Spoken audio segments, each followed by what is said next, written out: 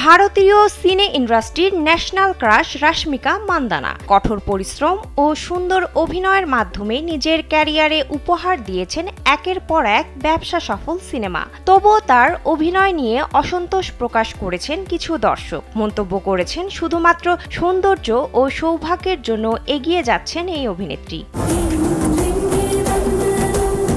ভারতীয় দক্ষিণী ফিল্ম ইন্ডাস্ট্রিতে অভিনয়ের মাধ্যমে বিনোদন জগতে পা রাখেন রাশমিকা। 2021 সালে পুষ্পা দ্য রাইজ সিনেমায় অভিনয়ের পর আর পিছন ফিরে তাকাতে হয়নি তাকে। এরপর অ্যানিমেল সিনেমায় রণবীর কাপুরের বিপরীতে অভিনয়ের মাধ্যমে সকলের নজর কাড়েন এই অভিনেত্রী।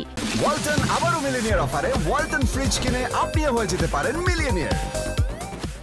বক্স অফিসে সাফল্যের ভিত্তিতে দীপিকা পাডুকোনকে টেক্কা দিয়েছেন এই সুন্দরী। তার অভিনীত 5টি সিনেমাই এখন সুপারহিট। তবুও তাকে নিয়ে প্রশ্নের শেষ নেই দর্শকদের।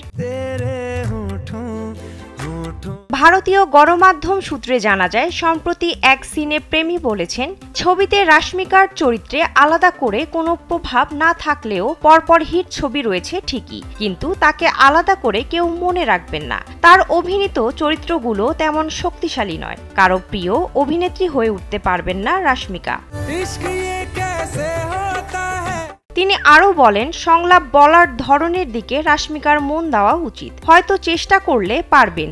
আবার কেউ কেউ বলেছেন, শুধুমাত্র সৌন্দর্য ও সৌভাগ্যের জন্য এগিয়ে যাচ্ছে রাশমিকা। তবে এই বিষয়ে দ্বিমত পোষণ করেছেন নায়িকার অনুরাগীরা।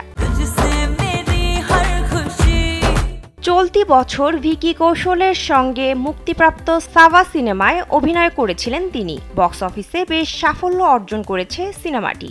এবার ঈদে মুক্তি পেতে চলেছে তার সিকান্দার চলচ্চিত্রটি। ছবিটিতে তার বিপরীতে কেন্দ্রীয় চরিত্রে দেখা যাবে বলিউড সুপারস্টার সালমান খানকে।